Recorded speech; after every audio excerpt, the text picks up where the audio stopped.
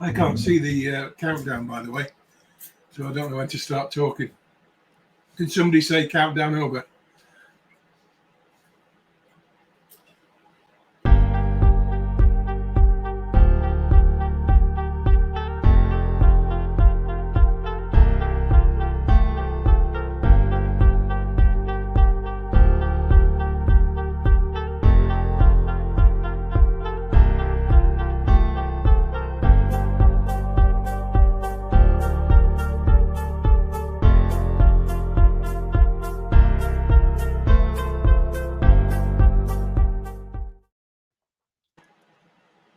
Hey, good evening. EMF Health Academy has, we've got a really special evening for you this evening. I'm thrilled to of course, introduce the beauty. Here's the beast, and the beauty is Eileen. And of course, the lovely Lisa, too, who've graciously joined us tonight. And the really exciting thing, other than that, which is very exciting, is to announce and introduce you to our new education initiative. Now, the first thing I want to say is that all of you that are watching now, and everybody else that is a member of the EMF Health Academy, we're so grateful for you helping us by supporting and being part of the first education initiative, if you like. The new one that we're going to announce for starting on later on this year is going to be free of charge to everybody that is currently or anybody that did indeed join the EMF Health Academy. Not only that, but we will be offering you a affiliation program. That means there's a small commission to be earned should you recommend it to friends or family. I'm not going to say too much more about it because we've got a great presentation and we've got two great ladies to explain it. So I'm just going to be moving the things around and letting everybody else do the hard work. So there it is. There's your first slide, and I'm going to move to the second and then pass over to Lisa and Eileen. Oh, okay, look at that. There's some handsome dudes. We're wearing denim. Okay. Yeah. You already know everybody. Glenn Hughes, the former DJ turned telecom consultant turned telecom whistleblower and safe tech advocate. Thank you, Glenn, actually, for the invite and for being such a visionary and pioneer in this field for all of us. And hi, guys, I'm Lisa. So I was a sound engineer, so I understood frequency and turned into a wellness consultant and then osteopathic movement therapist and then an environmental health advocate. And I'm also electrosensitive. And I've, been able to fix a lot of things and then, get injured again and then climb out of the pit and then get injured again as we, the 5G rollout just keeps continuing. So it's exciting, the initiative, the education initiative that we have now, because we definitely all have the common goal of wanting to be well and wanting the planet to be well and to balance this crazy corporate money-driven madness that's out there, right? The profit over people for big wireless. So let's go to the next slide. So basically the concept is, got tech? Who doesn't at this point? But hopefully you're not like this guy and you don't have a full tech addiction that bad. And, when we're talking about this initiative, we can, and when you're talking to friends or family or your doctors, your practitioners, your anybody that you go see for health, we need to be educating them. We need to be talking about this. It's sort of like when I was first gluten-free, I'd always pop into a pizza joint in New York City when I saw it. Hey, do you guys have gluten-free? No? Okay, bye.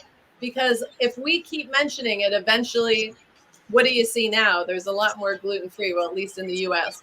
So we can make a change. So some of the touchstones that you can use are a review of what most people know. Well, we know that people are dependent on their device. They have anxiety over separation, inability to put it down. It controls them, not vice versa. There's, for the kids, there's cyberbullying and sexting and staying up all night on their devices. Parents can't even seem to control it. They get depressed, the kids, and there's digital stress. So also you can, we're going to give everybody a taste of what they might not know. You guys are ahead of most people that we're doing this presentation for because you probably know a lot of what we are about to present, but you'll have some good nuggets that you can share with your practitioners and your friends. Okay, so what do we got? So most people know about the blue light spectrum problems, right? And according to the US Vision Council, 59% of people have some sort of symptom of digital eye strain. Well, that's the least of our worries, as we know. But okay, so we're doing some touchstones for everybody. So this is how you can present it. Next, we've got, next slide says, right. So some of the blue light problems, just coming from blue light, it really disrupts circadian rhythm pathways. We learned this in functional medicine school. So it leads to different health problems, such as what you're seeing here as like macular degeneration, cataracts, damage to the retina, memory problems are created, learning and cognitive issues from blue light and circadian rhythm issues, hormone dysregulation, even obesity risk because it messes with your hormones, which are insulin, right? Depression. And then not sleeping creates an anxiety, even just going to bed. And at night, the brain needs to detox. So if you're not sleeping, your brain's not detoxing. So it's neurotoxic. So then we present to people, and you can say to people, well, what else from a cell phone can affect your pineal gland, which is your master gland? Boom. What does that look like? You guys know, but so then we're like, all right, next slide. We go, all right. EMFs, electromagnetic fields and radio frequency radiation, actually disrupt pineal melatonin regulation. So here's a study that you can share with people from 2013, Journal of Radiation Protection Dosimetry, right? Pineal melatonin levels are disrupted by EMF. So that's a huge, then there's actually more studies, but that's a great touchstone. And so the first paragraph, you can say, well, the pineal gland actually also sees the electromagnetic radio frequency radiation as light, and it disrupts melatonin. But also, your whole nervous system is interacting with the electromagnetic waveforms that are going through the walls and your body, right? So that's a key point to tell people. Like, it doesn't just appear, texts don't just appear like magic on your cell phone. It has to go through the air, go through the walls, the brick walls, and through your body, right? So that's a little thing to tell them. So it's like, so at this point, people like say, what? Like, what else could possibly go wrong with our tech addiction? So Dr. Dietrich Klinghardt, who practices in Germany, London, and Washington State in the US here, he actually calls this the health crisis of our time. So what is it? What is the health crisis of our time? Oh, thanks for the cat, Lisa. I was getting depressed. We just need a little, okay, what's the healthcare crisis of our time? Take a deep breath.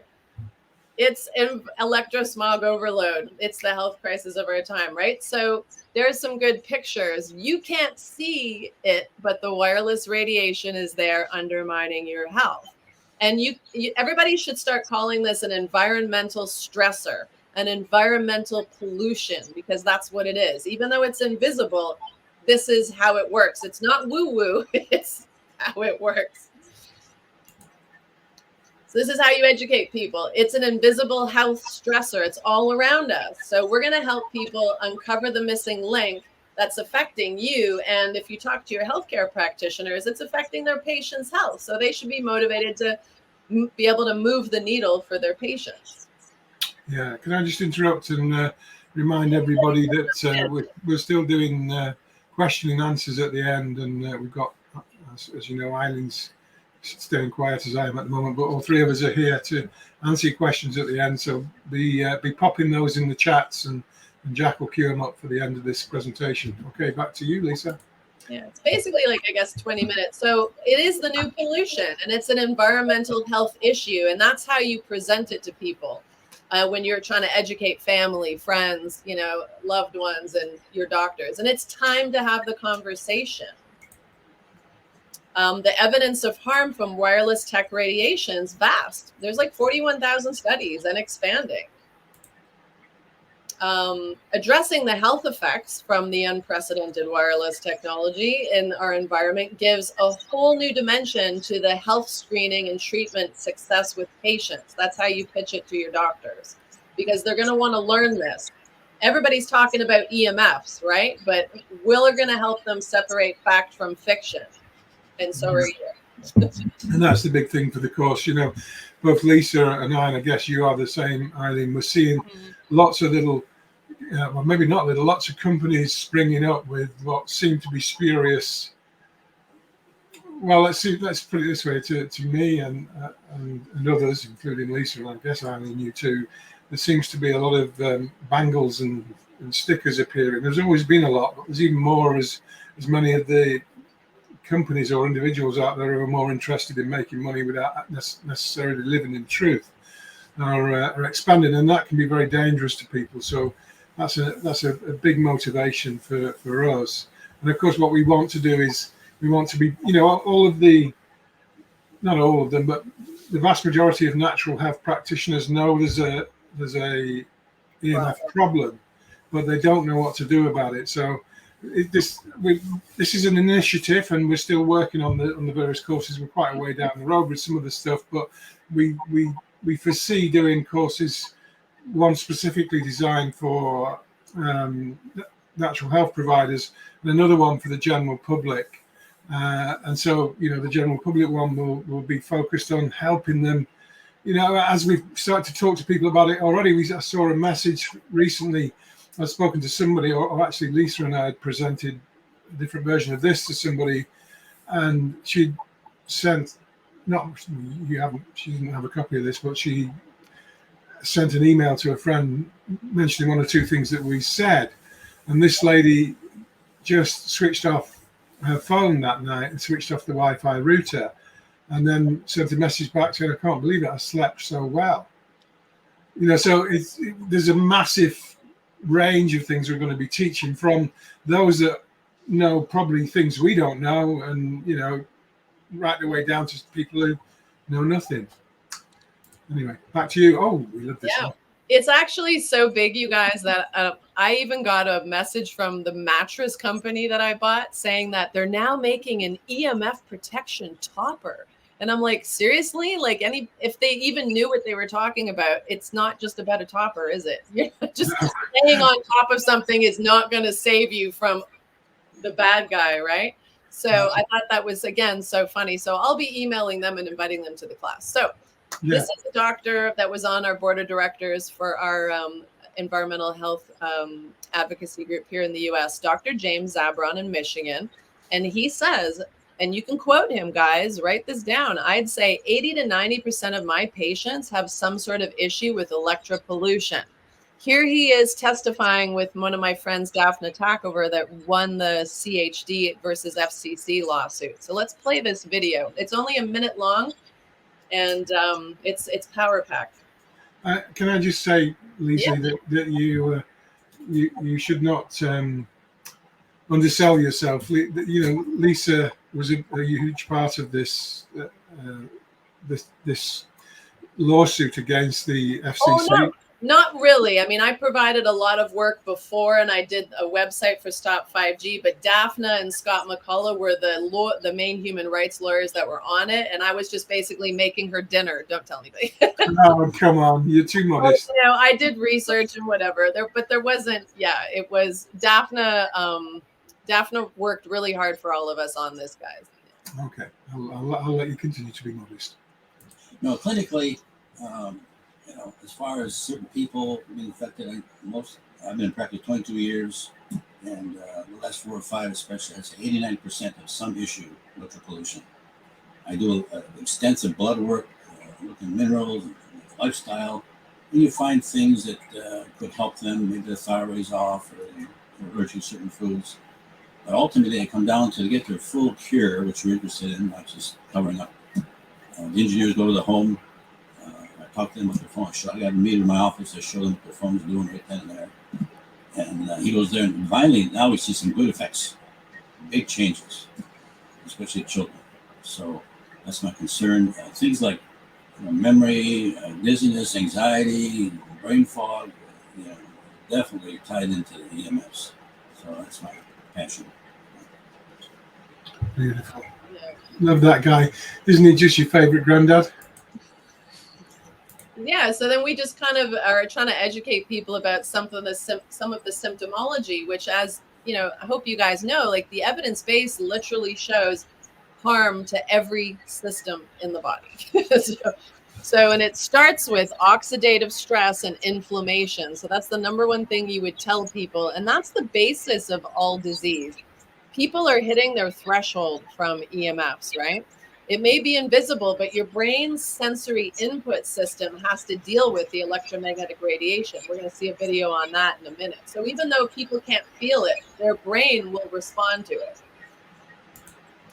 So mood, behavioral, cognitive, neuromuscular. I get the neuromuscular stuff. DNA damage, pain, inflammation.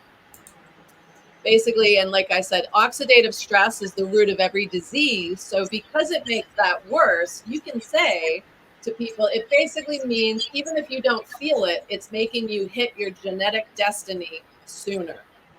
Like what disease you would have gotten in your 60s, you're now getting in your 30s or 40s. And the neuropsychiatric effects of EMFs, they get attributed to stress or blue screens, but it's also EMF. So, you know, look at that list. You know, we all know kids that are on medication for these. And it's, you know, nobody's looking at the fact that their tablets are on their face all the time and their phones. What do we got? All right. So I'm wondering if all you guys have seen this. This is actually, I think, like a 7 or 8 year old movie, and some of the interviews are up to 10 years old, but it's a powerful trailer to send to people if you look up Generation Zap.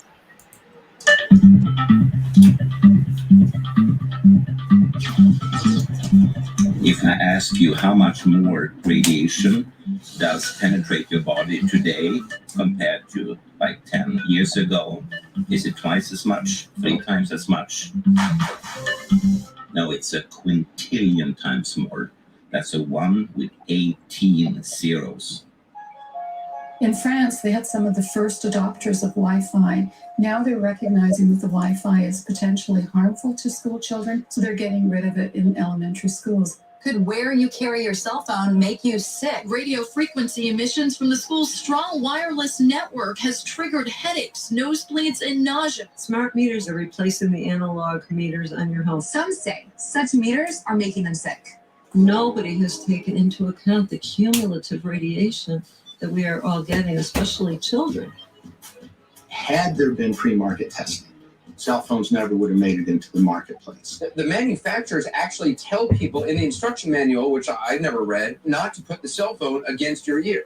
Radio frequency radiation are in fact cancer causing and are perhaps a cause of neurological diseases and cognitive problems and developmental problems in children. The wireless industry spends $100 billion a year lobbying Congress. So it's really hard to go up against the power of this industry, even when you have the facts on your side. We urgently need more research. We have almost no U.S.-funded research in this area. Scientists decided it was time to counter the industry claims that there's no evidence. Good evening. The World Health Organization today said cell phones are possibly carcinogenic. It puts it in the company of several other kinds of things like lead, as well as engine exhaust and chloroform. These are all things that immediately will reduce your exposure. Use a wired earpiece. Concentrate on speakerphone. A wired computer classroom will not expose your child to radio frequency radiation. I do have a certain sense of optimism that eventually the right thing will happen, like it did with tobacco, like it did with asbestos.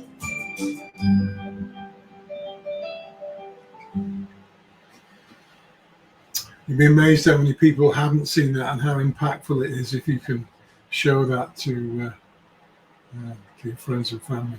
With a caveat that, you know, that was Dr. David Carpenter that said, you know, in the U.S., we know there's not a lot of U.S. funded research. That was like 10 years ago when he said that, but oh, yeah, there's a lot more research now.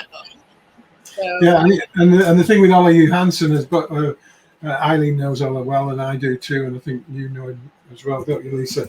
And you can see that it's at least 10 years ago when he was that snip that they used, when it was a quintillion times more than it was effectively 20 years ago, 10 years ago, if you see what I mean. So what's after a quintillion?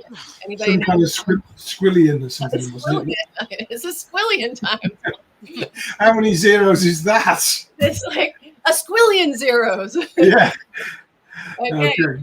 So this is a really great video that I guess we'll post on the website or whatever. But this is by Dr. Diana Hentz. God bless her. She's I always try to say support her research, and also she's from the University of Mainz in Germany. They did a great experiment of a QEEG monitoring electrical, glucose, and neuromuscular activity in the brain and the brain waves.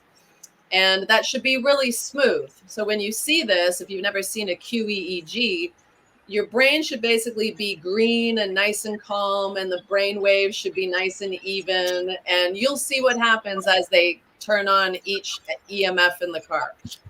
Yeah, and just a note on that. So as this new education initiative that we're announcing to you guys tonight, we're talking to investors, and there may be other ways we look at raising money, but we want to start to invest in this sort of equipment. And Lisa, you and I have been talking recently about how you've seen some of the spurious technology that's been sent to you, and they've clearly doctored and edited their QEEGs to show brain relief from products that can't give brain relief. And not only that, the way that they've shown it shows that they didn't even know what they were doing. So it's time that those of us that really want to do this for the right reasons and walk in truth can build something where we can show things that are genuine and really look at all the products that are out there. And so anyway, I'm sorry I'm waffling, but you know, it's an exciting season for us, and we're looking to be able to support things like this by saying, look, you know, here's what our equipment shows, it agrees with them. And also to show up the people that are trying to con people out of the, you know, 50, 100 pounds, but more importantly, convincing people that they can use products and therefore use the mobile phone safely when that's not the case at all. Yeah. So one of the crucial things I want you guys to, you can play this video for friends who don't believe anything happens, that there's no effects, because a QEEG, a qualitative electroencephalogram, that measures the electric activity of your brain.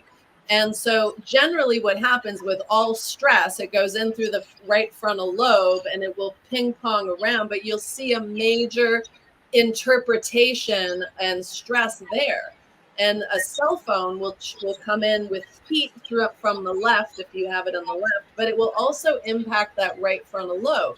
And what a lot of these pendant companies and friendly wave technology, as Glenn calls it, companies are doing is they're showing a QEEG that's nice and green, or sorry, that's red evenly, or it's never going to be even. Like that's like they're using an absolute lie. I know that, you know, because I've worked in clinics with QEEGs, and then they show that it's completely green with the technology, and that's also not going to happen. You're never going to see that much of a clean, calming effect at all. So they're absolutely lying. So here's what it really looks like. Yeah. What's your experience of that, Eileen, before I just go to the video? Would you support that? Yeah, definitely. I don't recommend these pendants.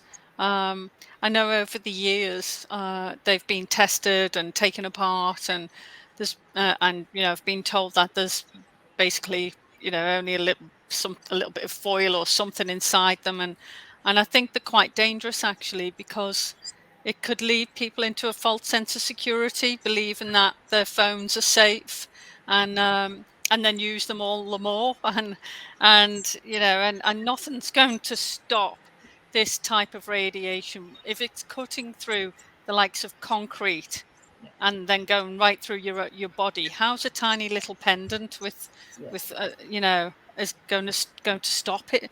It's just so I think you've got to be really cautious with them and don't rely on them, because I've tried them myself right at the beginning of this campaign over 20 years ago, you know, and when I first entered into it, and I tried it and it didn't make any difference to my electrosensitive symptoms at all.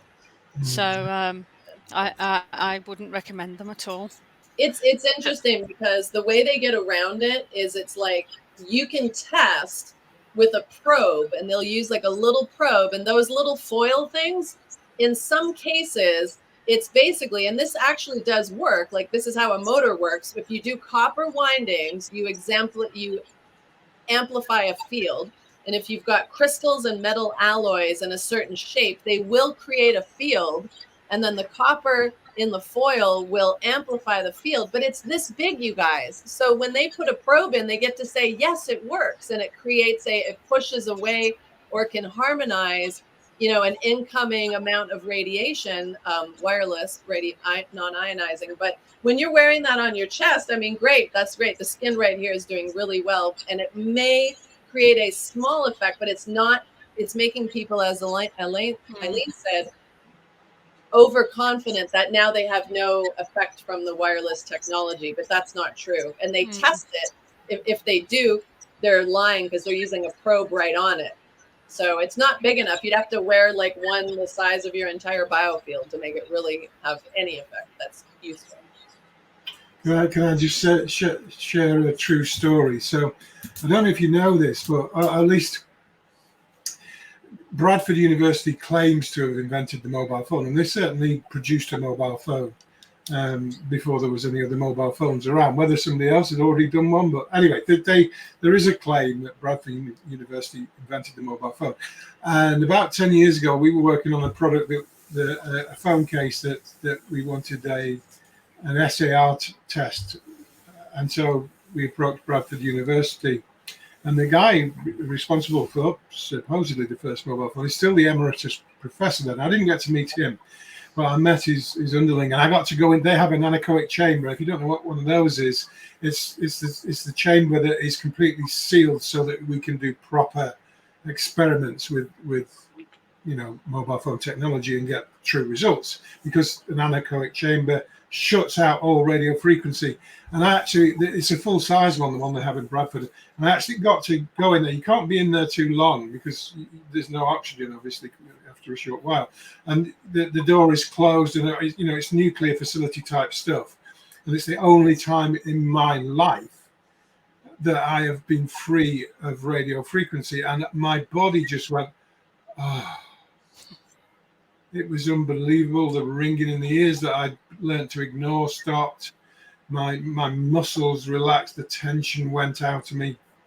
Amazing thing, but you can't. But it's quite frightening because you're just trapped in this, and you can't stay in there for too long because you won't be able to breathe. But my point about that story is, so these people, they've got all the kit. They've been around for decades. They know what they're doing, and they were approached by a Russian businessman, and he brought along one of these pendants.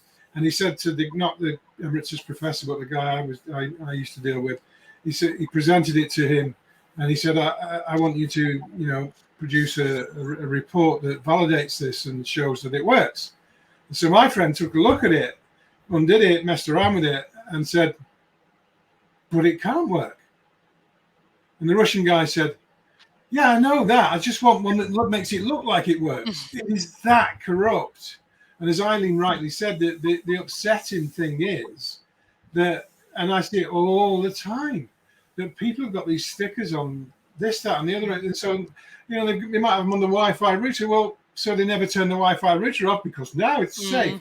They've got them on the back of their phone. No, I might as well call everybody on my phone because I've got a safe phone. These people don't care that they're giving people brain tumors. And we've got to get this message out. And when you watch this video, I hope that you'll probably all join us because it's an eye opener. So, anything else, Lisa or Eileen, before I play? Yeah, look forward to watching it. Okay, let's go. Oh, you need you need to read the subtitles. Yeah, subtitles German, so you need to. Yeah. It's like. And that should really be smooth, and there should be no overworking areas like that. Next slide.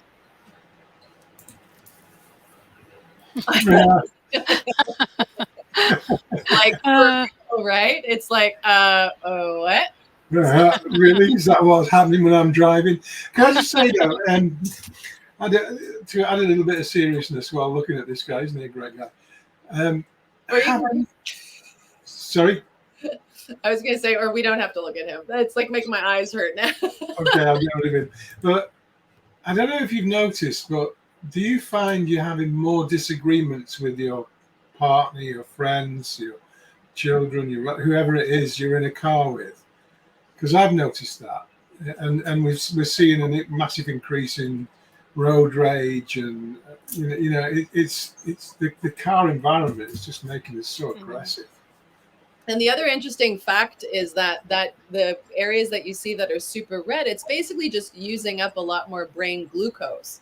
And when the brain uses up more brain glucose, you just can't think clearly, because if you're not eating constantly to replace that, and most people don't during the day, it's like you end up having, if you already have a diabetic predisposition, it pushes you to get type 2 diabetes as well.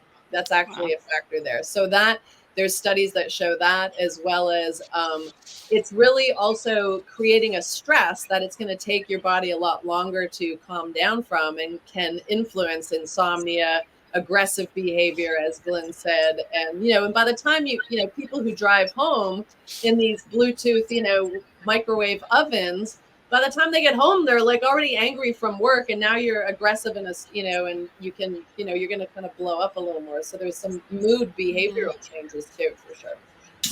Yeah, and you on the slide at the bottom, we talk about these lifestyle diseases started showing up in 1900. Marconi also started global wireless telegraph in 1897.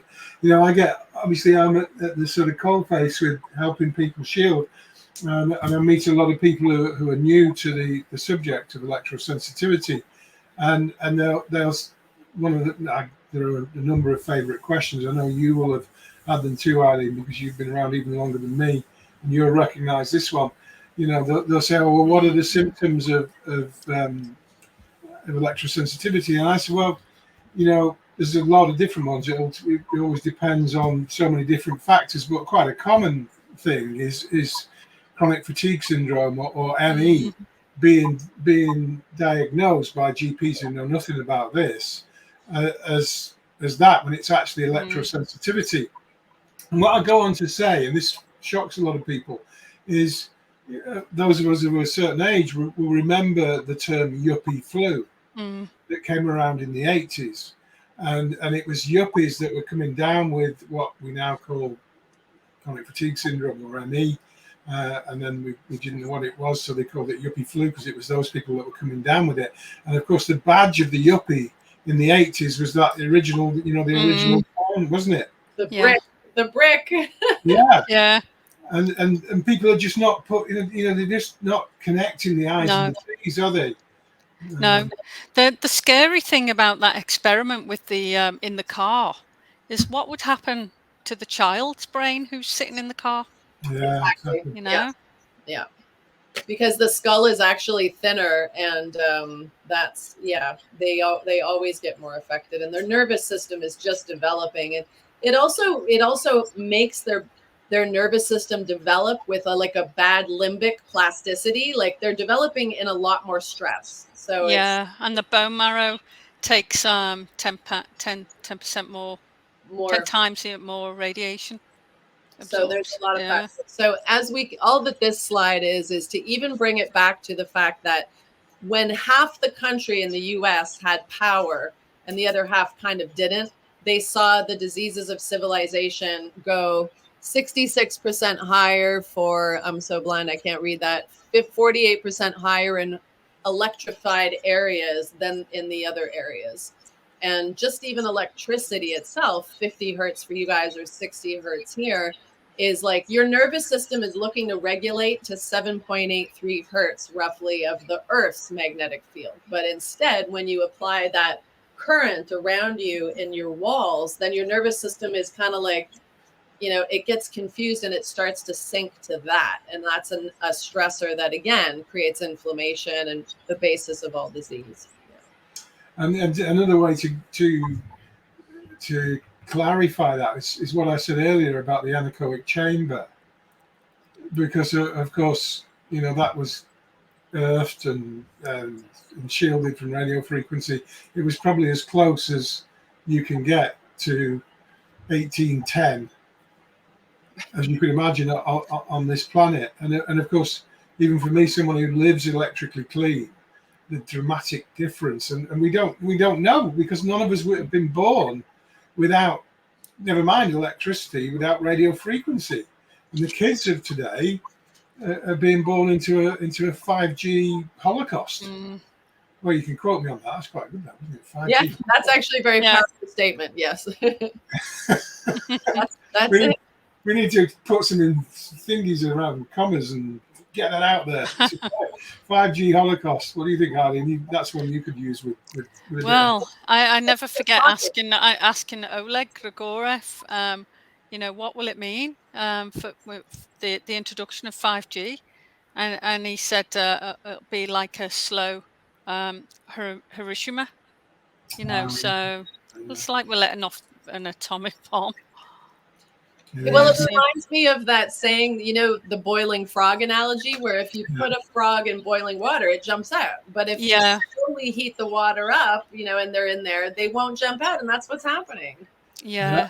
It is. Yeah, I find it quite frightening, really. And I can't stress the urgency to try and stop it. But people need to realise and spread the word, and demand that something's done about it and start to take measures in their own homes.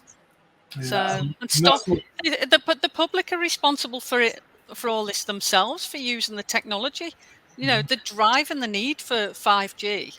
So simple answer is to put a stop on. Everybody just stop using 5G. Stop. I wish everybody would just abandon using these mobile phones and iPads. Full stop.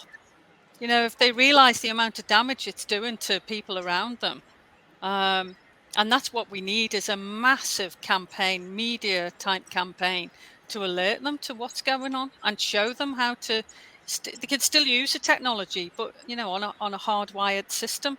Yeah. So, but I think the day has got to come when it is antisocial to be seen using a mobile phone wirelessly.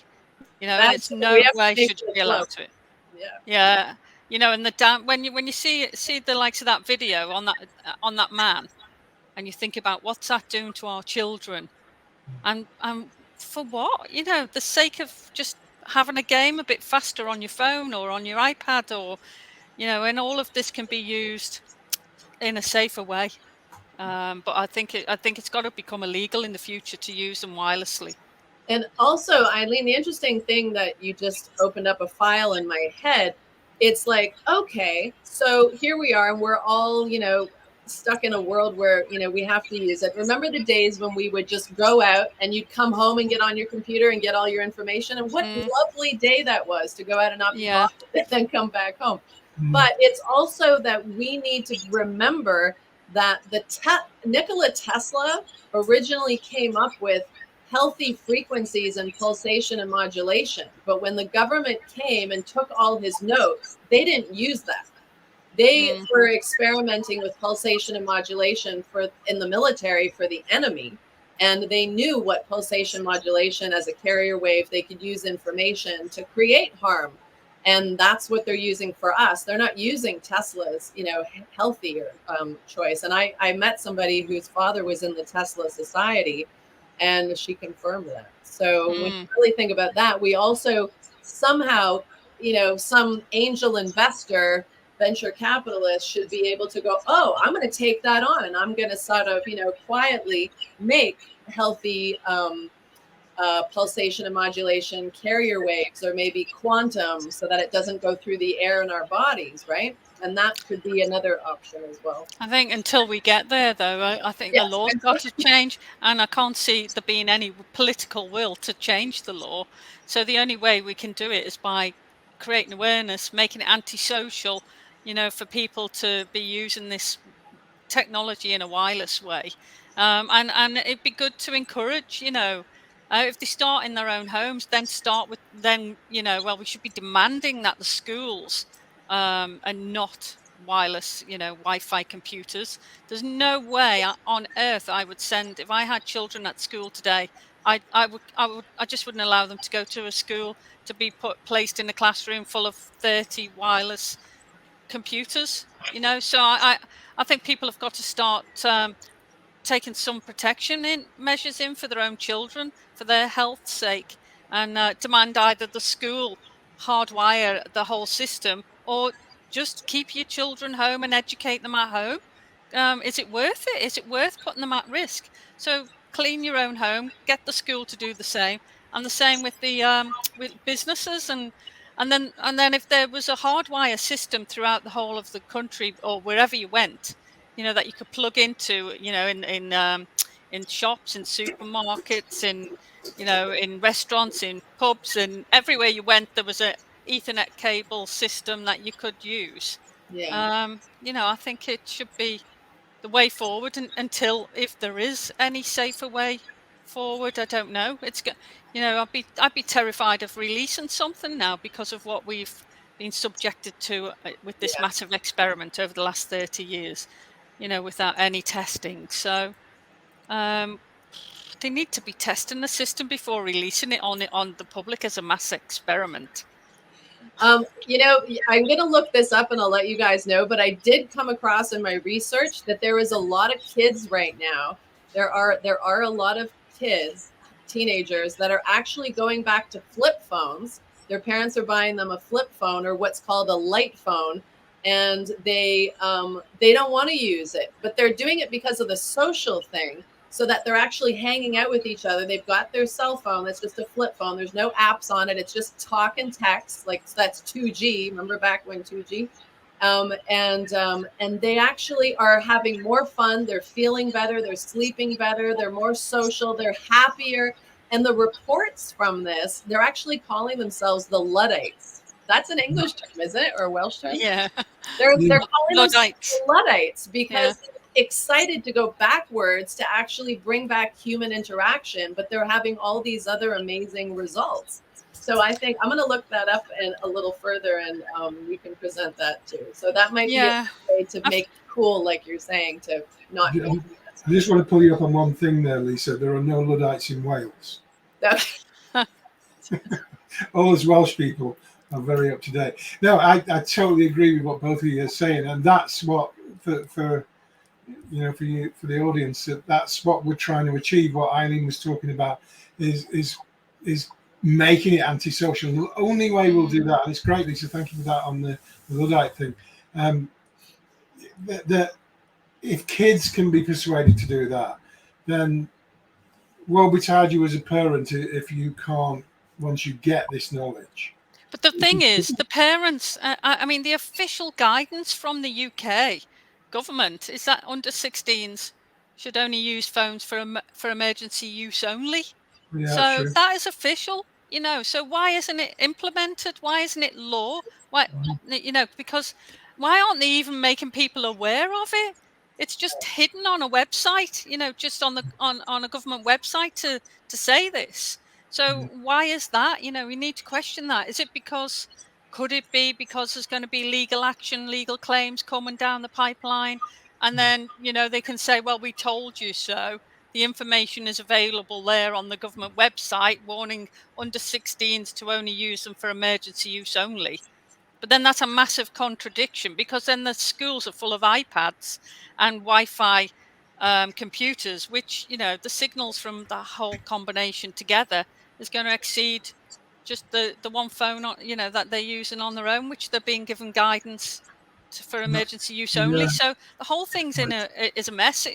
It's a pity we didn't have someone who could come up and, bring one real big legal case to protect the children, to bring that into law, to bring that recommendation into law, because a recommendation's obviously not doing enough, is it, to bring the protection in for the children? And what have we got to wait for the dead bodies? Yeah. How many? There's already been, we know of Jenny Fry, who committed suicide. She couldn't, 15-year-old who couldn't cope with being at the school because she was so electrosensitive. One child taking her own life like that is one too many. Yeah, that should be enough to raise a flag to begin with. Yeah. Because in other diseases and in other situations, it's like if it happens to one person, that's it. Yeah. One person The penal allergy. So, but this, it's it's just crazy. You know. All right. Oh, all right, my favorite. So everybody, you're going to get to see 3 minutes of Dr. Dietrich Klinghardt. So in this, he's the fellow that called EMFs the health crisis of our time. He's a natural health practitioner who has studied everything under the sun, and he gets the most results with his patients. He also will not see new patients if they already do not use Wi-Fi. They're not allowed to use cell phones or Wi-Fi, and he is just going to talk to you about the biggest change in our environment in the last few decades. Another good one to share. Chronic mold infection, chronic parasite infestation. Those things have been extremely rare when I graduated from medical school, and now it's our everyday discovery in our patients that are chronically ill that they have these things. And so when we look deeper, what is it that has changed in the last 15, 20 years that these chronic infections have become so prevalent? And what we discovered is very simple. It's the exposure to electromagnetic fields. The only thing that parallels the exponential increase in in chronic neurological illness, insomnia, the muscle aches and pains, and the fatigue, and the strange neurological symptoms of tingling, numbness, vibration in the body. That increases exponentially. The number of children to be diagnosed autistic doubles every 5 years now. It's no more an issue, well, are we overdiagnosing it? No, it doubles every 5 years. The only thing that parallels that increase is the increased exposure to man-made electromagnetic fields, largely in the high-frequency range. There's some exceptions that have also increased, but largely it's the high-frequency range from cell phone radiation, from the Tetra network that the police and other systems are using. The smart meters are the worst invention that we followed in the last 2 years. With absolutely devastating consequences that I will share with you. The only development that parallels the exponential increase that we observe in neurological disease is the exponential increase in exposure to man-made electromagnetic fields. So as a scientist, you don't have to look very far, but neurological disease, Parkinson's, MS, ALS, autism, learning disabilities in children, behavioral problem in children, that's all exploding exponentially. And the only thing that fits from an environmental perspective and from an epidemiological perspective is that this is the electromagnetic waves that are penetrating our body that are responsible for this. And fortunately enough, we have good science now. Over the past 80 years, more than 6,000 research studies have been published. Oh, I think you have to stop this one. Chronic mold.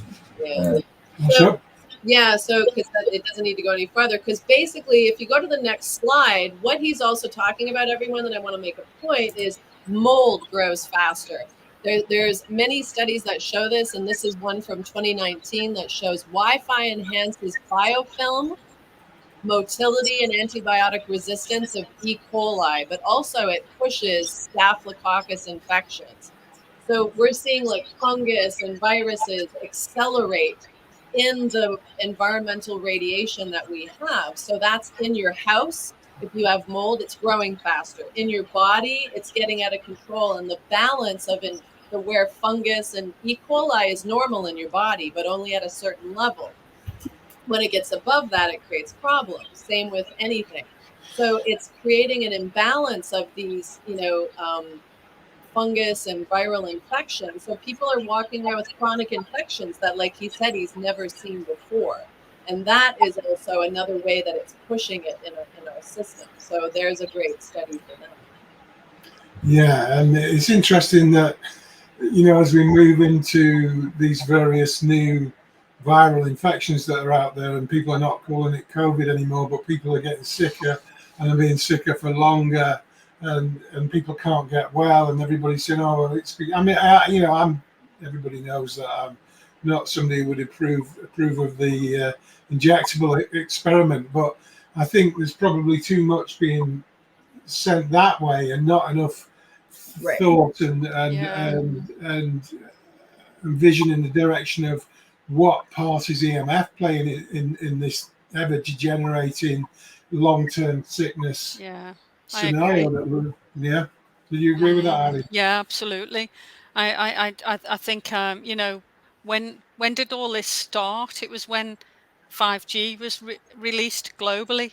You know, Yeah. so and we've seen now from some of the research that's been done by Leonard Hardell and Mona Nielsen on the 5G and the massive increase that is having in the radiation levels and how it's actually causing instant instant electrosensitive symptoms to the point where people are having to leave their homes, Yeah.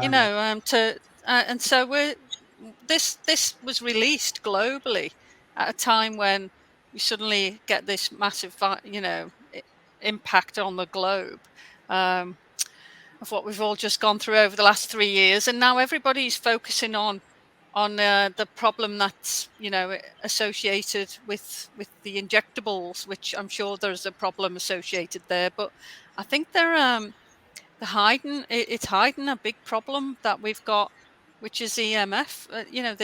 This massive increase in the exposures to all the radiation that's around us, and what is that doing to us? And I do think it's something that really needs urgent attention, because I don't think it's getting enough.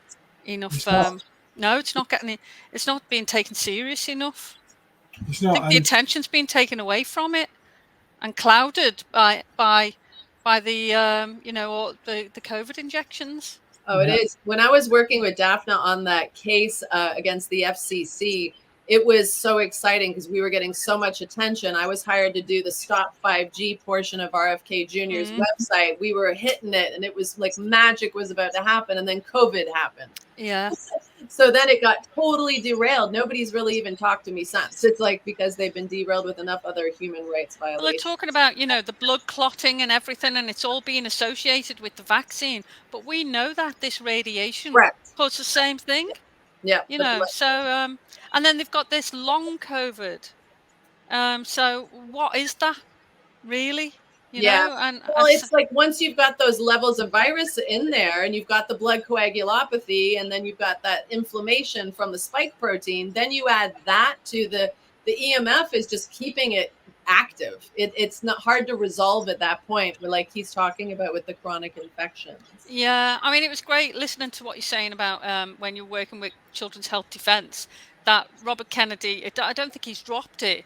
It's been overtaken by the COVID over the last 3 years, and that's been a big. But it was good to see that he mentioned, the impact of Wi-Fi when he was on Joe Rogan's show, and mentioning how it can affect the blood-brain barrier, and so I hope that we people can get him back on board, and there's still these legal cases that are going ahead for Children's Health Defence in the background, with Scott working on cases as well anyway. So it's still, thankfully there's a big group in the world who are obviously still, working in that direction. Yeah, and I must mention also that Eileen, that you work with RFK as well, so we... Well, I called for support from Daphne and Susan Foster some years ago when there's a school newspaper in the UK called First News, and I was approached by school teachers who were it goes to every school in the UK, and I was approached some years ago by a school teacher to say she was really disappointed because it was rubbishing 5G in the newspaper, and it was saying that it was perfectly safe, and it was there was no, it was actually saying it was safe, and that there was nothing, no reason for concern. And anyway, I thought this was really irresponsible to be saying this in the school newspaper that goes to all the children in the UK. And so I decided just to write a letter of complaint to the newspaper. And at first I thought, oh, this is just a small little issue. I'd never heard of it before. But when I looked into the background of it, it was actually set up and launched at number 11 Downing Street. Wow. Yeah, and it was originally with it was Piers Morgan was involved. I think it was Piers Morgan and Gordon Brown, and I thought, oh, this is a big deal. So I really decided then that this needs a lot of attention, and I need a big voice to come in and to offer some support with it. And so it was at the time, when shortly after when all that legal case that you were talking about was being dealt with Daphne and yourself working on it, and so I called on Daphne to see if we could get a statement from Robert Kennedy and Daphne, and they provided really powerful statement, and I sent that letter of complaint to First News and also to lots of MPs and to our Prime Minister at the time, which was Boris Johnson, demanding an answer on this. And I never did receive a response. But that letter is still on our website, and Children's Health Defence promoted it out there, and and Robert Kennedy put his face to it. So along with my face actually on the Union Jack flag and Boris Johnson. So it's we're still waiting for an answer, but when you think that they are giving such a dangerous message out to the children via a newspaper like that in the schools, it's so irresponsible. And why are they doing it? It's genocide. Terrible. But we're not alone. There are many, you guys are hearing, you've heard from me many times, but you're hearing from these two great advocates with me, Eileen and Lisa tonight. But there are people starting to stand up, and what we're trying to do with this education initiative is, I hope you're hearing the theme particularly from Eileen, that who's been around longer than any of us in this, that the time is now. We've got to do something. We've got to the only way is education. And this video from tonight will be on the Heartbeat, the MFF Academy site. Spread it, send it out. We're going to put this on YouTube. Normally we keep it all to ourselves for those of us that are in the group, but this is time to get this out there. So send it to as many people as you can. Yeah. So going back to for advocating for your doctors and your health practitioners to get into this program, because the global doctors and health practitioners that are already tackling this escalating environmental stress are actually getting faster results with their patients, and practitioners that are screening for EMF overload, because it actually is a screening form that we've put together so that, for example, patient comes in, all of a sudden I'm getting nosebleeds and headaches and I can't sleep. And it's like, well, did the patient, get a new car with Bluetooth? Their other one didn't have it. Did they just move in their office to a new office where they can see a cell tower? They don't think it's a problem, but that's creating a problem. Did they just get a new Wi-Fi router, etc.? So it helps screen. And so it comes down to telling your doctors, when a flower doesn't bloom, you fix the environment in which it grows, not the flower. It's not our fault. It's the environment. So we need to look more. Doctors don't look enough at the environmental effects. And you can remind them, well, we are bioelectric beings. Our heart is electric. Our brain is electric. Every cell communicates with electrical impulses. We have to keep our electrolytes balanced. And all of this wireless tech radiation is electromagnetic radiation that goes through walls and our bodies. It disrupts every system in the body. Our brain is electric, and it controls everything else in the body. So just even stating that to people is like a aha moment. And you want to tell them, they need to be are they a true seeker? Are they a true visionary? Yes, I am. I want to be part of this, because it's an exciting, hot topic, and it's fascinating, and it can really move the needle for their patients. Yeah, that, by the way, that's a video of me when I was 14 years old, but I'm getting much more mature now. True. The one thing you've got to get over, and the first thing the doctor will do going, you know, or you know, when you send your complaint to the industry or whatever, is you get back that standard, oh, it's okay, it's safe because it's working within the ICNIRP guidelines, and this pulls the wool over people's eyes. Yeah. You know, and so people need to get over that barrier as well, you know, to say, well, actually, these guidelines are not safe. You know, Yeah. even the courts have said they're not safe. There's thousands of research publications that are showing that below those levels, these radiation limits are not safe. You know, so that's what they'll come up with. You know, so you go and give all this truth to your doctor, and then they'll go straight to the internet, come up with that, and then you're back to square one. So you need to get over that barrier of, like, be armed with your information just to say, you know, that this isn't acceptable, you know, to be throwing that argument back at you. Correct. I mean, they're actually, yeah. We address that in the class. It's like giving them the top 10 things that they're going to hear so that people can recognize, well, that's not true. And we do address it in this presentation because doctors will say, oh, well, there's guidelines for these things, but we'll show you what these guidelines were based on. And they, you know, so in the US, this is the case. So we're just educating people about the case. That was one, it's a landmark case. So Eileen, you were talking about this earlier. An Italian court did order the government to launch a cell phone radiation awareness campaign. And Cyprus also did as well. So, and a court didn't order them to, but they did an independent study. So there is some movement out there, y'all. So we need to cite these types of things to our practitioners and to our families and everybody. I think it's important just to say, you know, there are court cases that have looked at both sides of this argument. Yeah. And they've, you know, and the result has been, you know, that they've come down on this side. And you've got the European report as well. That was looked at the whole research from both sides as well, and the conclusion was that 5G is an experiment on the population. What was the European? That was headed up by Michelle Razzavini. She recently the Ramazzini Institute. No, Michelle, not the Ramazzini Institute. It was two MEPs that reviewed the whole case. I'll get the information. I'll see if I can find the information and put it on the comments. Great. All right. What's next?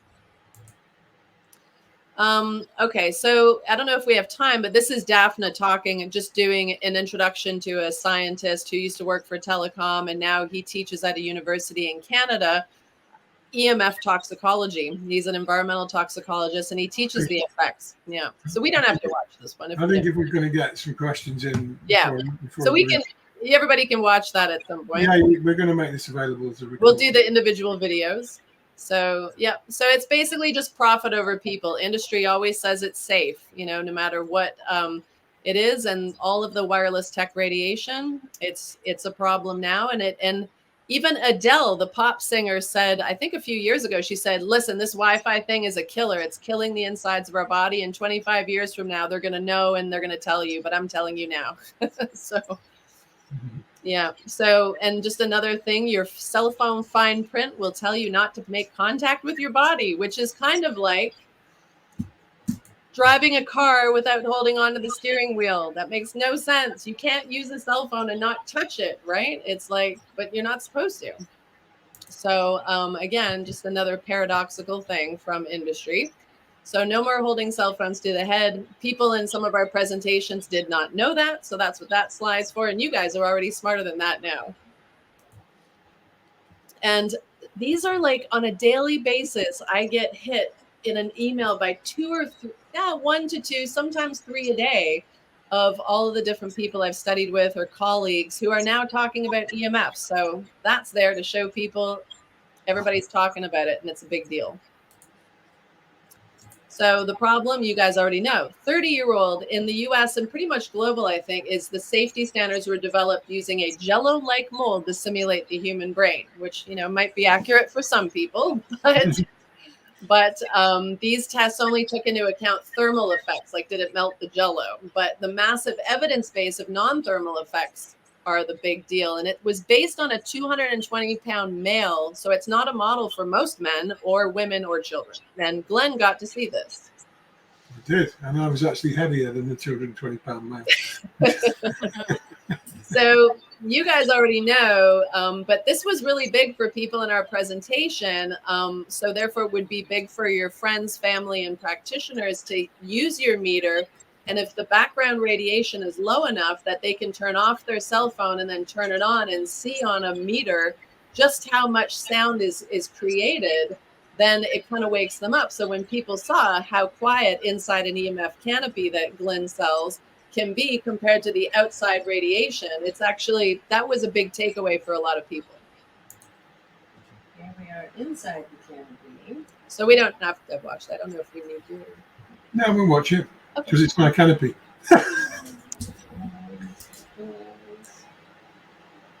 What happens? It's pretty quiet. There's no readings. What happens when we take it outside of the canopy?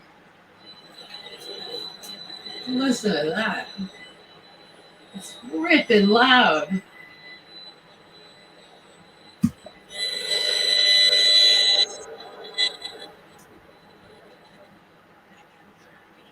It's nice and quiet. I'm sleeping the way my nervous system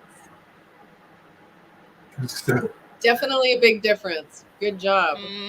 So again, you can say to people, these are 30-year-old safety standards. Would you fly in a plane with 30-year-old safety standards?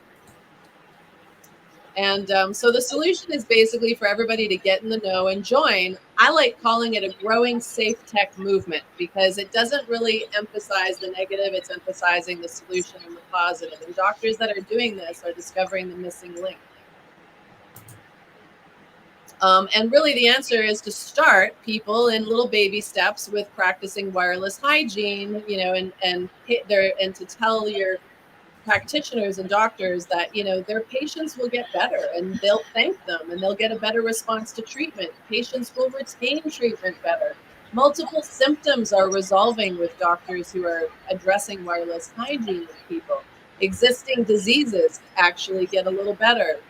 And the doctor's reputation grows and it benefits them and their family too. And they need to get cutting edge solutions and information, and their patients will resolve their symptomology by taking action with EMF. And they will feel more confident teaching patients tech wellness tricks, and they can really move the needle for their patients by acquiring the tools and educational resources that will give them in the course.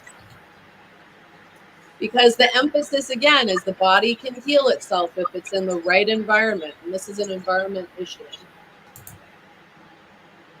That's me when I was 16 years Also, old. Glenn, what's the next step for this little one? We're going to help them navigate the head-scratching electrosmog revolution and find the remedy for their patients to help them expand their practice and reputation for being an action-oriented visionary, like Eileen here and Glenn and all of you guys that are figuring it out sooner, you know. So this is actually, I think, yeah, so we're going to actually call it like safe tech wellness, understanding electrosmog, the bridge to restoring health, or the bridge to optimal health, because it really is a bridge, right? So everybody's talking about EMFs, and we'll teach them fact from fiction and how to navigate it and how to mitigate the harm.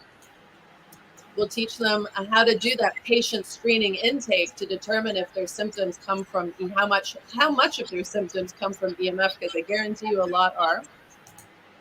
And they'll learn strategies to assist clients in practicing wireless hygiene. And then families will also learn all the different ways to practice wireless hygiene. So we'll have the family track and the practitioner track and get fast results with their patients, faster than other practitioners. So they'll be special. That's the angle, right? And it is a science-based public health initiative that we're launching here. There's a global and local health initiative also that are growing.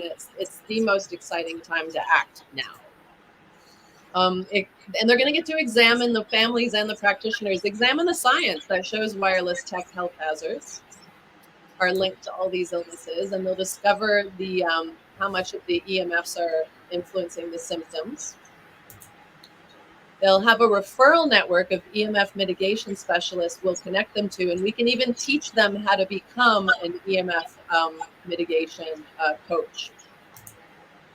And they will not be alone because they will have our guidance. And a bit more of the course would be, again, they'll start to understand the big picture of how we got here, which, as you guys already know, it's the profit over people model, and that big wireless buys the politics, and I'll go over the court cases, and like Eileen said, and we'll start contributing to them understanding it. What EMFs are, classifications, man-made EMF versus natural, which is a bit of all the confusion out there. And they'll get, intake screening and handouts and stuff to help determine acute and chronic symptoms. Some great graphics there. I made all these graphics.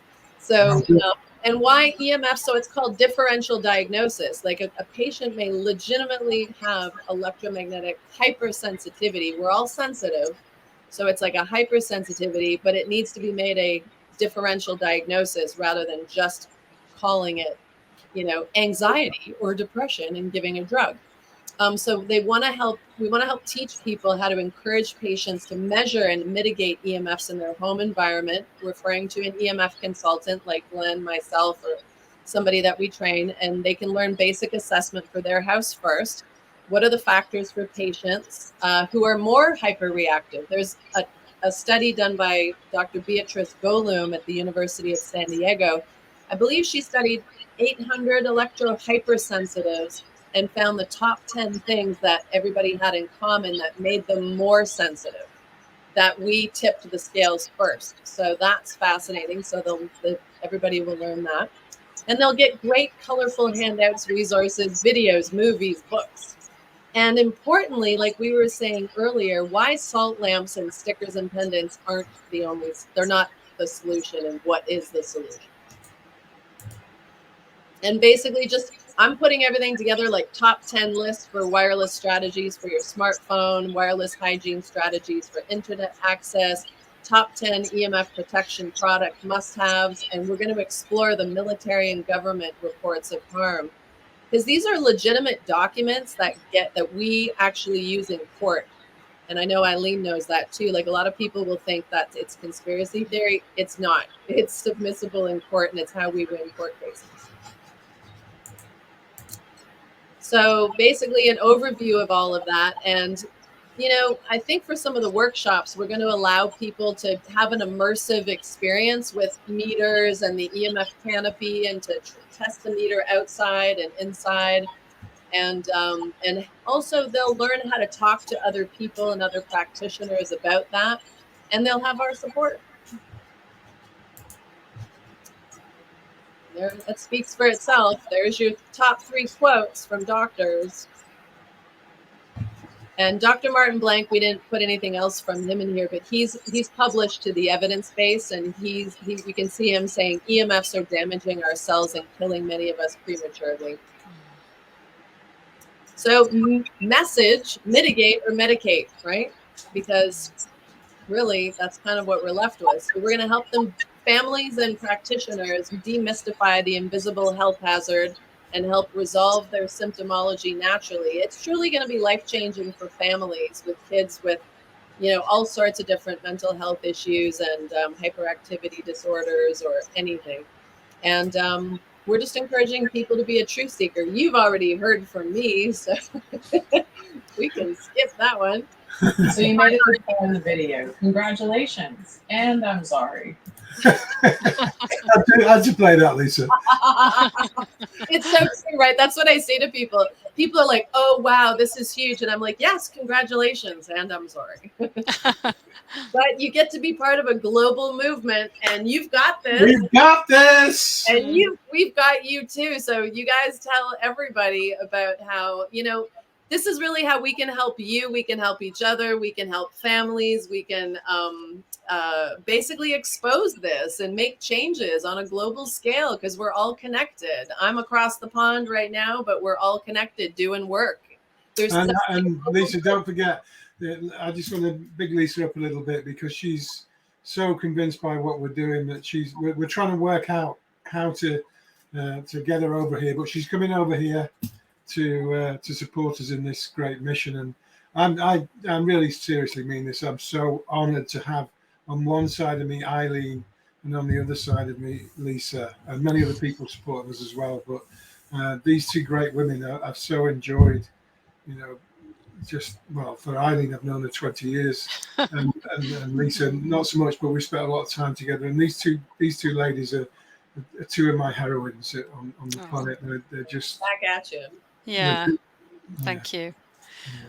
I've placed the link that I was mentioning about from the European Parliament, the report. I've put it in the comments section to have a look at, and I've also put a link in there from Dr. Andrew Tressender.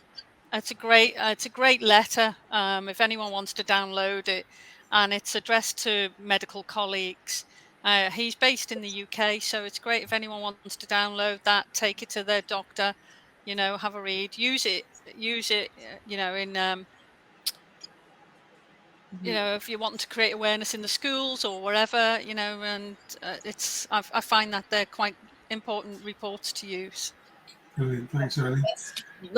Everybody's part of this education initiative. Everybody needs to get a little more educated, because I find a lot of the electrosensitives that I talk to, nobody knows how to present it to other people. But we're going to help you step by step learn the pieces and the talking points to make a change in somebody's cognitive dissonance, to actually help them understand. And a lot of it will be those videos we shared today, and some of the handouts that we're going to put together, and just the way it's going to organize the way that you can present this and understand what's happening, and just the depth of it, really, right? It's pretty deep, and it's conclusive. It's like there's no the news media will always say, but it's inconclusive. It's not inconclusive anymore. It's conclusive evidence.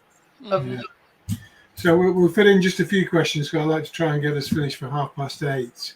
So Jack, I guess you've picked a question or two. So let's have a question for each, maybe two questions each, two for Eileen and two for Lisa, and then we'll call it a night.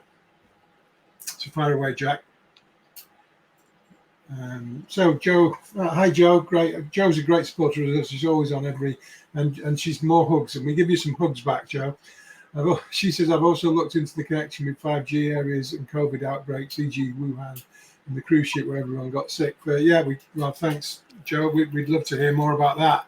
Well, there's been Professor Magda Havas actually did a report on that as well in the US, where she mapped out where there was more intensive 4 and 5G, and mapped it with the COVID outbreak, and there was more deaths and more illness in those areas. So there's a few published papers on that now to show the connection. Yeah, there's definitely a connection. But there was a massive crackdown on us, wasn't there? Do not mention 5G when all the COVID thing broke out. You weren't allowed to mention it. Yeah. And it's worth mentioning the book Invisible Rainbow by Arthur Furstenberg, because he actually has gone through every time there was a new generation of wireless, right back to Marconi. There were flu outbreaks and loss of bee colonies, and all the different main flus we've had corresponded to an actual new technology, new frequency rollout. So he outlines that in that book as well. What's interesting from this question from Joe is she mentions the outbreak in like Wuhan, and that was listed apparently at the time of having the largest 5G network in the world. Yep. Well, did you know who has the second largest 5G network in the world? Go on. Liverpool. Wow. Liverpool. And we had loads of issues, didn't we? Liverpool, and it hasn't, without any consultation or any consent, and that is the nearest city to where I live. So I'm not happy about that at all. Me neither, because it's the nearest city to where I grew up. So does that mean we're not going to Liverpool when I come? No, you're going. It's devastating. The people haven't been consulted, and no wonder the hospitals here, it is like third world overload. People are on stretcher beds in corridors. It's just horrendous, and they wonder why. We need to do some education in Liverpool area. certainly looks Yeah, like. there's even one area where they're using. They boast about it. There's a website, Liverpool 5G, and if you look at it, and they're even talking about where they're using. It's an experiment, and they're using the 60 gigahertz in one area, Yeah, which we there we didn't are. realize had been released anywhere. And actually, the 60 gigahertz experiment is connecting a load of different health clinics for the elderly. Yeah, but isn't it the 60 gigahertz that's supposed to stop the oxygen in your blood? Yeah, That's what I've been it's supposed told. to create this spin that stops it, limits your capacity to breathe in. So perhaps those of us that have got good lungs will be all right. But if you're a little bit iffy, then you're not going to be all right. Yeah. Okay, next question, Jack. So, thank you, legends. Joe's getting all the questions tonight. For anyone, did you see a while ago, Glenn, you were developing a way to test people for EMF sensitivity? Well, that's really part of a bigger picture that we'll talk more about that. At the moment, I have nothing to report on that, but as we go with, but Lisa has gone. I was on a call, you guys, with the Canadian Electrosensitivity Society and Canadians for Safe Technology, which is run by Magda Havas, is it? Well, Magda Havas is part of the Electrosensitivity Society and C4ST, but it's the Microsoft ex-CEO of Canada, Frank Clegg. So his wife is extremely sensitive, but he heads that up because he's in the position to do that. And they were talking about, so in Toronto, in Canada, they are one of the hospitals that will diagnose electro hypersensitivity. There's in the environmental clinic there. So when we had asked, what are they utilizing to diagnose it? I mean, really, it comes down to just taking a history. It's like, yes, there's some biomarkers and there's some general things like we were talking about in Dr. Beatrice Golum's study that shows that people will have more of a presentation of an environmental illness. But generally, there is no real right or wrong way to do that. It's just based on taking history and going, yes, you maybe don't, your B vitamin pathways are not suboptimal, your vitamin D intake, your fatty acid conversion, a history of traumatic brain injury, history of emotional or traumatic abuse, multiple chemical sensitivity also. But it's mostly the history that they were concerned with. There really is no onus to prove that you have it. It's really just that it's a constellation of symptoms and history that basically shows that that's all that they need to show. And they are able to then give patients a letter to have the smart meter taken off or to be accommodated when they go into the hospital. But ultimately, like I know Eileen, we talked before about having these things that are directly, when an electro hypersensitive person goes into a hospital, there are packages that they should be giving out, and the Electrosensitive Society is working on it to give to the hospital to say, here's how you can accommodate me, because it's truly a disability. In the US, it's in a disability code, and in Canada. Yeah, and we need to work to bring that over here. I've added a link on there to the powerful interview that you did, Glyn, with Dr. Carlos Sosa, who talks about electrosensitivity and also about, diagnosis, things that can help to, strengthen your immune system. And so it's worth watching that. It's brilliant interview. I made it available on our website. So there's a link to that there, along with the link to the 5G website, Liverpool 5G. Maybe we were talking about bringing Dr. Carlos on.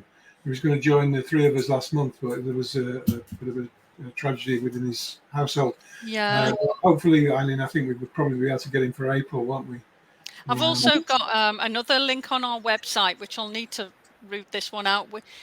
We invited I think it was in 2010, Professor Oleg Grigorev, who's head of Russia's radiation protection. He actually came over to the UK, and we organized a meeting in with lots of public officials and government officials, and he presented in his PowerPoint presentation how they diagnose people with electrosensitivity. So I've got that PowerPoint presentation on our website, and then we also invited him over another time where there's just it's a small group meeting, and he's actually speaking about the research in Russia. There's another Russian doctor on there, and we had a translator who's translating everything they're saying as well. So that's another brilliant video worth watching, and that's on our website. So I can try and I'll hook these out and send them to you so you can have a look at them. Great. Yeah, the Russians are always they're much more ahead of everybody else. They're much more precautionary principle. Their limits are the lowest, and even with my Russian clients, they were sending my MRIs over to their Russian doctors, who were giving me a 4-page list of what they found compared to unremarkable, or something in here. It's like they just look at everything much more holistically. Well, you've got Yuri Grigorev, the late brilliant Yuri Grigorev's book that he left as a legacy for us all before he died, which was his book he was working on 5G. And that's been translated. That's on the front page of our website. So that's also really worth looking at. He desperately, he came and visited the UK a number of times as well. And we went to the European Parliament together and presented that in Brussels as well at the EU Commission. And his book it's free to download, so it's worth downloading that and using that as well. Well, thanks, guys. It is 8:30 or gone actually. So thank you all for sticking with us, and hopefully Lisa and I haven't asked them yet, but if I ask them nicely, they might be with us again next month, and maybe Dr. Carlos as well. Yeah, it'd be great to get Dr. Carlos. Yeah, superb guy. So thank you all very much, and see you. But before I go, spread the word. This recording will be on, I suspect, by tomorrow. If I pester my son a little bit, it will be on the Heartbeat forum and community. And on it'll be a link. Send it out. Send it anywhere. Send it to anyone, and try and get them to watch. Maybe just 5 minutes a day or so. I know it's been a long, and there's a lot. There's a lot to take in if people are fairly new to this. But if we can get these sort of visual effects out there to get people talking to their neighbours, and maybe thinking a bit more about how the children are being treated and what's going on, then if we save one life today as a result of the work that everybody's put into this, then we'll all go home happy, won't we? Yeah. No, thanks, Glyn and Lisa. That presentation was brilliant. Well done.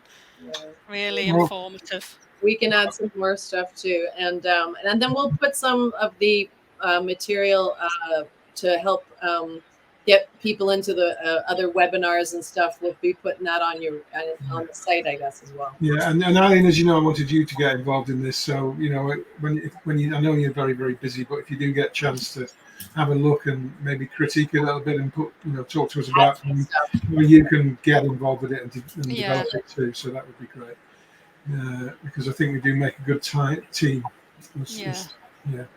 Excellent. With a few more behind us as well. Yeah, so thank you, everybody. And it's an exciting time.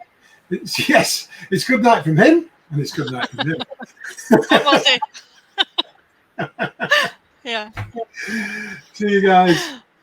Okay, bye. Bye.